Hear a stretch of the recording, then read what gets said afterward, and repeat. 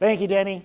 So how Denny ended reminds me of the story that some of you may know Don Jones from Purdue University, ag engineer. And I started working with environmental nutrition and Dr. Sutton and him when I first got to Purdue University. And Don told me, Brian, if you get this right, I don't have anything to deal with on the back end. You nutritionists just got to get your stuff together on the front end. And that's exactly right. We deal with what's coming out the back end pretty often, and the enzyme things that was talked about prior with Hans is one of those areas that we've been focusing on for a long time. Whether it was phytase or other carbohydrate enzymes now, we're trying to improve our utilization of all the nutrients that's going through the pig.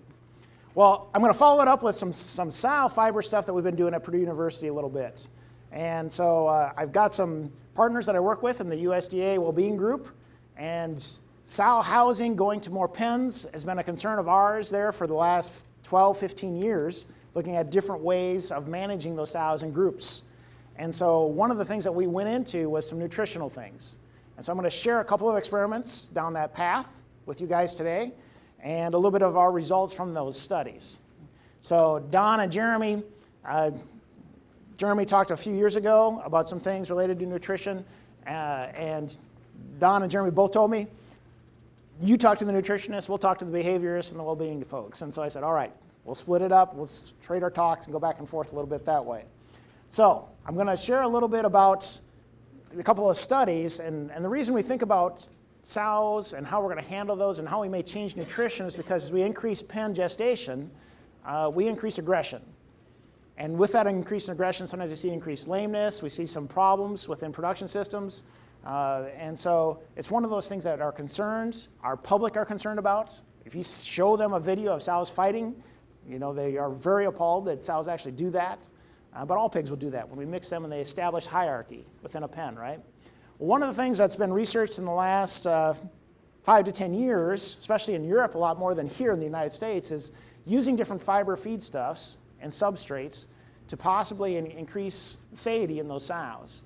So basically, are we looking at gut distension? Are we looking at different ways of absorbing and utilizing nutrients through glucose metabolism and VFA metabolism? And can we oftentimes reduce some stereotypic behaviors that we see in some of our stalled sows? And so there's some research to support some of that. And so thinking about that area of fiber digestion and utilization in gestating sows as a way to maybe enhance the well-being of sows going into pen gestation was our thought process.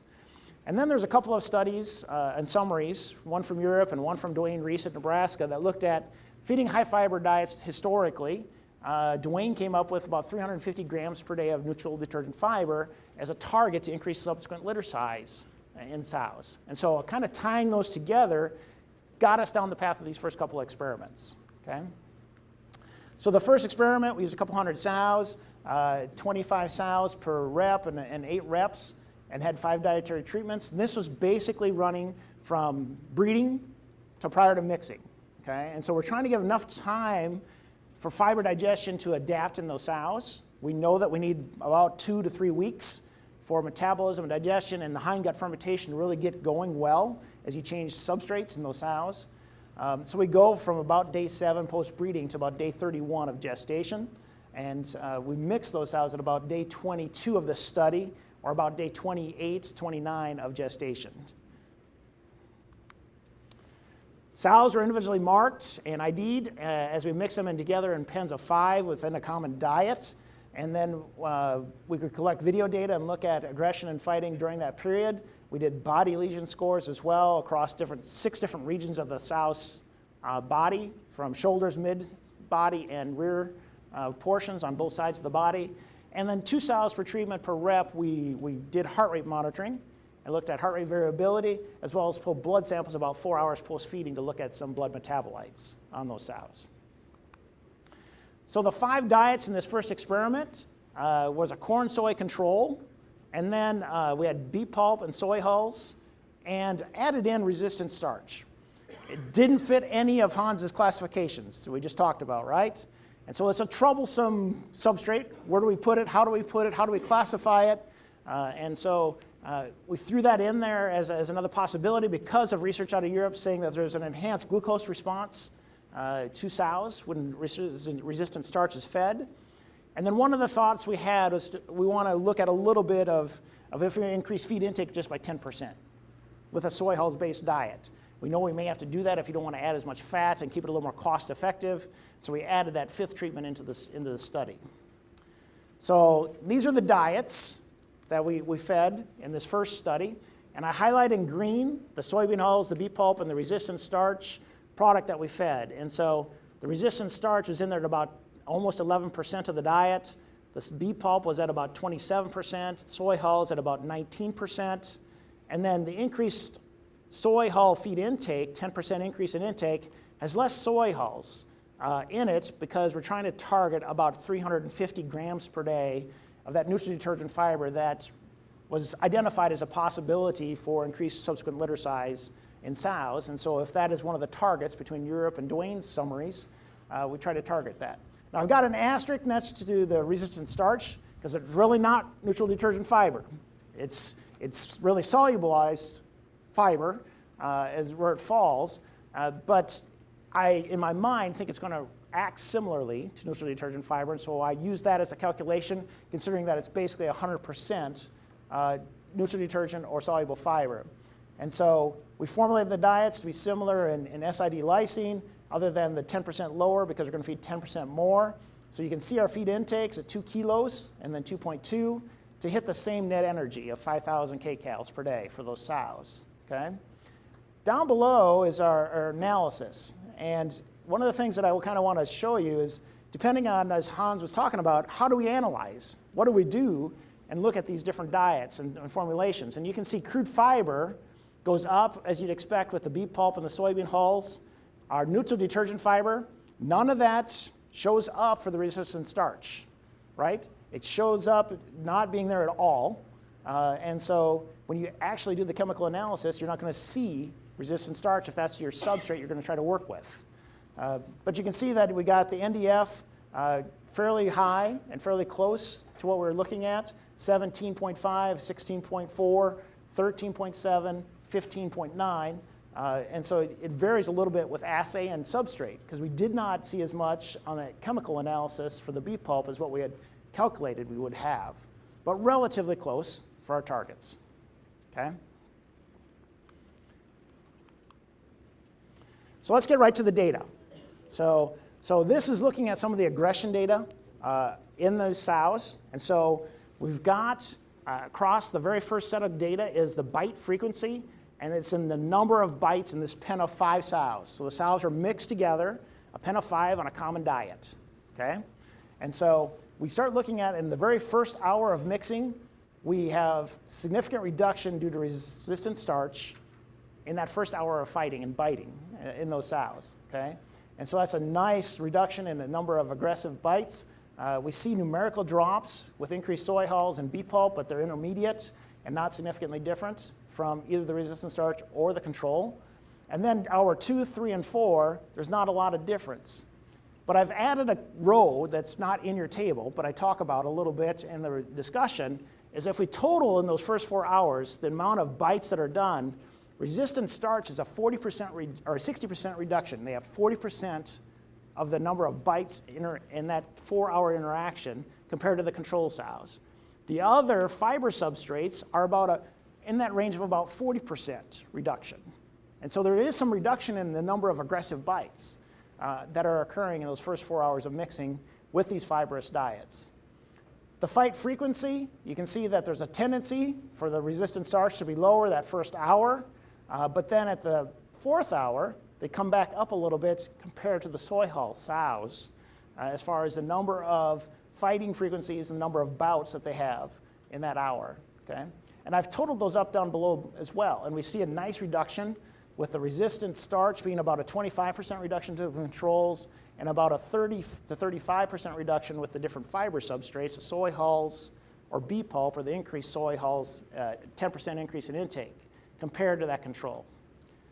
One of the things that we try to think about is what is the aggressiveness of those fights or interactions? And one marker that we could think about is how many bites per fight do they actually do? Is it a short interaction or a long interaction is basically what we're trying to think about a little bit in this regard. Oops. Scott's moving stuff around at me. And so you start looking at that division, and you look at the control, about 12.5 bites per fight. Resistant starch is almost half that.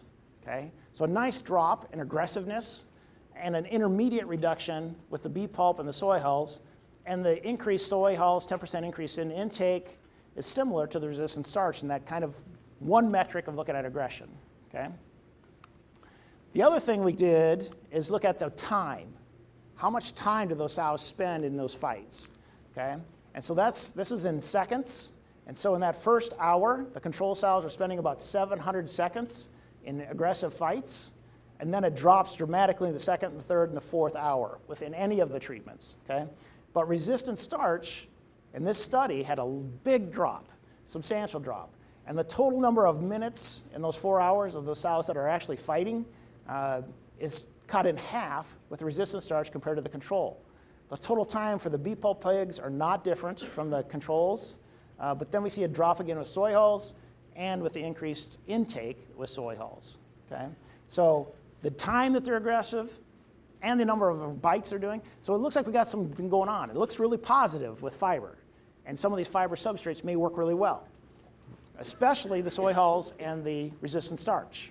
So those are our two we're thinking are looking good. We're going to go to experiment number 2. But our first question is, on the resistant starch, since it's really not an NDF, and it's all soluble, will we get a better response with more or not? Because we're only at 10% compared to 28 to 30% in some of our soy hulls inclusion rates in bee pulp. And so could we go up in resistant starch and still get a better response, was our question. So we go to experiment 2. Sorry, I got ahead of myself. So this is some of the blood metabolites that we looked at, BUN, glucose, and non-esterified fatty acids. And you can see that there is a diet effect, there is a day effect, but there was no day-by-diet interactions when we bled these sows basically every few days during the study. And so bee pulp and soy hulls reduced blood urea nitrogen. The diets were analyzed almost identical in crude protein. So it's not a dietary intake of crude protein effect. We're talking about utilization in the hindgut probably with that urea nitrogen into microbial protein synthesis. The glucose is elevated 4 hours post-feed in both the resistant starch and the bee pulp fed sows. And the non-esterified fatty acids in the resistant starch, bee pulp, and soy hulls, but not the increased soy hulls, was increased as well. And so those numbers make some pretty good sense with what we fed and what you expect to happen biologically. So the second experiment, similar design, exact same materials, same kind of fighting and 5 sows per pen mixing that we're going to do. Same of 40 sows per treatment over 8 reps. We have our corn soy control, but our other question we've got is how much aggression is tied to fighting for the food resource? Okay? They're establishing a hierarchy, and part of that hierarchy is for feed resource. So what if we separate that out? So we fed some ad lib fed sows as one of our treatments. Okay? And so how much an ad lib fed sow is going to eat post-breeding is an interesting characteristic. And it's a little bit hard with a parity 2 to a parity 7 sow to get those kind of the same. Okay? As I mentioned just a few minutes ago, we thought about trying a higher level of resistant starch. And then the other question we had was, what if we blend, the soy hulls worked well, the resistant starch worked well, blend those at 50% of the inclusion rate from the previous study together to see if that combination is a good option. Okay?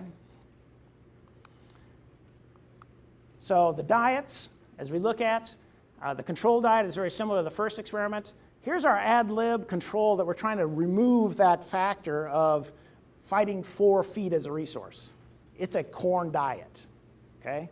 For a gestating sow, an ad lib intake, we did some pre-tests, and the sows were eating about 6 kilos to 7 kilos prior. So we used 6 kilos as our benchmark.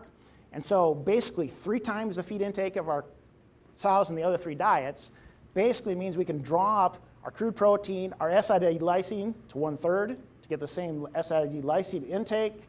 Same with calcium, phosphorus, everything else that we looked at. This time we did not worry about the NDF being the same across all the diets because we're trying to test something slightly different.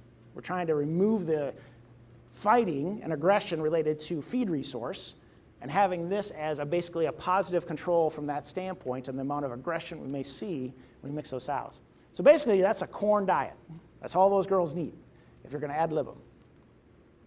The resistant starch at 150% of what we did before, so that's now up to 15% from 10 in the previous study. And then this is half the inclusion rate from the resistant starch and the soy hulls, blending it together to give us a similar kind of pattern of those combinations of treatments.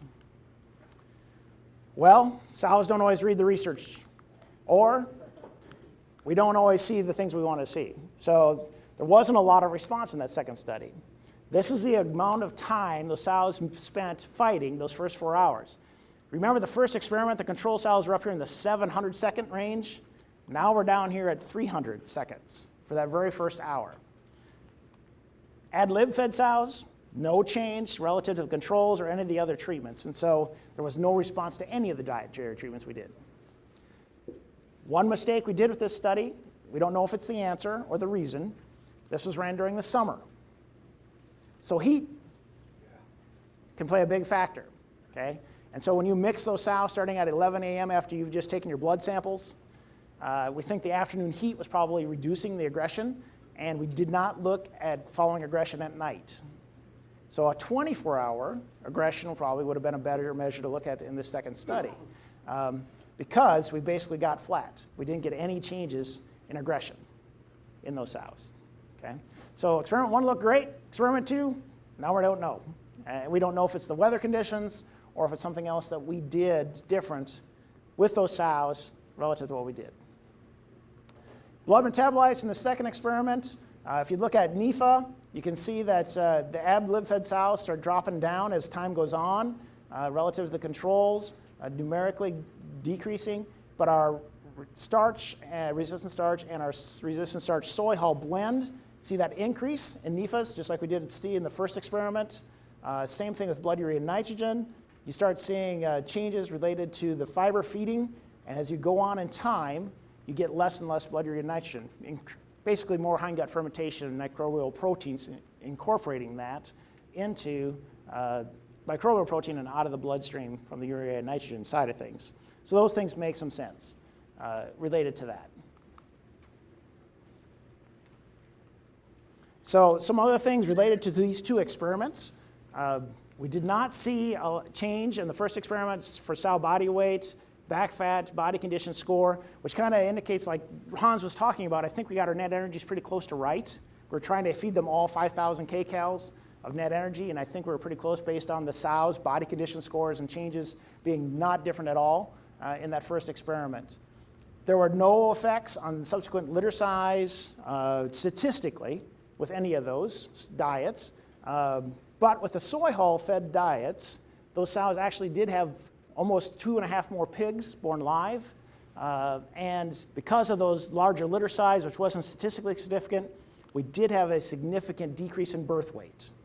So as you move litter size over 13, you're going to start seeing decreases in your birth weights. And so that was statistically significant out of the subsequent litter size side of that first experiment. The second experiment, as I mentioned, was done in the summertime heat, which may have prevented some of our responses. We did not see any changes in subsequent litter size in the second experiment. We were a little worried with those ad lib fed sows. They went up 3/4 of a body condition score in those 28 days. They got fat fast. When she can eat all she wants and she's eating all corn, she's going to put on some weight. But we didn't see an impact of that to subsequent litter size in this study, but again, it's only 40 sows per treatment. The third experiment I want to just wrap up with here in the next 5 minutes is a study that we looked at, and it's kind of preliminary, so I just want to leave it at that. But we've been playing with tryptophan to modify and look at that potential to modify aggressive behavior in not only sows, but in grow-finished gilts, pre-breeding to mixing and coming out for the breeding herd, and looking at some different things. So this was kind of a follow-up to that. Our thought process was, can it impact the sow during parturition? And so we've seen some possibilities of some things that may impact that and may work. And you start thinking about the swine industry, litter size is going up. It keeps going up. This is PigChamp data through 2016, but we're up to 14 pigs or plus being born. Your number born alive is over 12 And so we've got a lot of pigs going on the ground. Part of that is we're having more mortality. Okay? As litter sizes get larger, we have more mortality going with that. And so that percent keeps going up as we go up to larger litter sizes. That's kind of a blend between born dead, the stillborns, and born alive on these two different lines. Okay?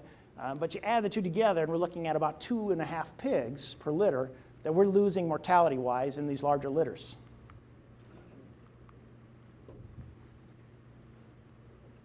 So as we start thinking about that, if we're only weaning about 11, we're losing about 2.5 over our 21-day lactations, very similar to our folks in Canada in the same data set of 2.8 pigs per litter we're losing. There's a lot of lost money in the industry.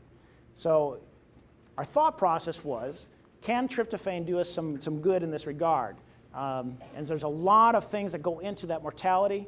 We don't know everything. We can't control everything that's there. But we're doing better with more labor in the store, in the furring barns, to help dry pigs, manage pigs, cross-foster, and do those other management things. What can we do on the sow side? So can we feed tryptophan to convert that into serotonin and have impact on the sow during her parturition process? Will she basically be a little bit calmer during the process and crush less piglets? That's what we were really after. Will this possibly work? Okay, we know that serotonin has a lot of different effects depending on what's going on within people, pigs, rats, mice. All have documented different things with feeding elevated tryptophan. And so can we boost that precursor to do some different things? And our concern or our thought process was, if we can decrease her arousal and decrease her position changes, we may decrease piglet crushing. Okay, so that was where we're going. So we used 24 sows, just 12 per treatment, and a standard lactation diet of 0.2 SID tryptophan and 0.6 SID tryptophan. Okay? Those are 2 levels we fed. We started as we moved the sows in on day 112 of gestation and started feeding the tryptophan diets until 3 days post-farrowing. Okay, so we followed them just for this week. That's all we did. Very short time looking at things. Sows were video recorded continuously for the full 7 days. We determined the type and posture changes from day -3 to day 2 post-farrow, basically standing, sitting, kneeling, lying sternally or lying laterally on the video data. We did heart rate monitoring to look at heart rate variability. Tryptophan is tied in to some of the nerve signals as we look at that through the serotonin pathway. And this is something that Jeremy Marchand Ford's been working on, this eye staining. Okay? New to me, I'm not in the behavioral welfare area, but this is a marker that he's seen in a couple of different studies that shows stress. When I look at matted eyes, you know, Gary, when you're walking through a barn, or Merlin, we're looking at a disease, or we're looking at air issues, we're looking at other things that typically I see matted eyes for. But he's published a couple of papers where it's just stress. So stress of not having a specific, not a partner in the pens. He's had stress for different things with or without enrichment, and he's seen changes in this tear staining as one of the options for what could happen under a stressful situation. So took pictures of eyes throughout the study to look at that as well. I took the normal production data on those sows.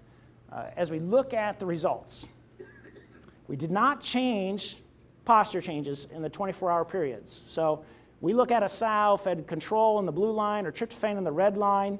The number of posture changes, especially around parturition, day -1 to day 0, that process, numerically there's a little drop, but there's nothing statistically there. She still changed her positions a lot. Okay? The next question is that some of those positions change from sitting to lying, where you see a lot of crushing occur, as that sow is trying to lie down. Again, no difference between treatments until we get to 1 day post-farrow, and the tryptophan sows actually change more positions, not less. And that has been noted where tryptophan at elevated levels can make animals more active in some cases. So it could be real. We don't know to that day +1. But here's the thing that was interesting to us, and this is the video data that a new student's going to work on for us, is born dead. 1.5 less pigs born dead. It was a trend with only 12 sows for treatment. Okay? And so what we're looking at now in the video data is parturition birth intervals. Okay, so we've got a new undergrad that's going to be working on this with Jeremy and I and Don, but trying to look at, are we actually changing the birthing process and the speed at which birthing's occurring? Okay, the number of crushed was dropped numerically in half, but not statistical. But there is maybe something there to go after a little bit more, because our total mortality is about 1.5 pigs less, primarily all related to the stillborns being reduced. So some interesting data. So I mentioned the eye and the tear staining. Okay? Well, here's the tryptophan sows and tear staining, and here's the control sows, and the stain area in square millimeters. And during that birthing process, which is extremely stressful, control sows have a lot more tear staining. The tryptophan sows had less. So is that elevated tryptophan helping with pain management or some other stress part of the parturition process? It's unique. I don't know.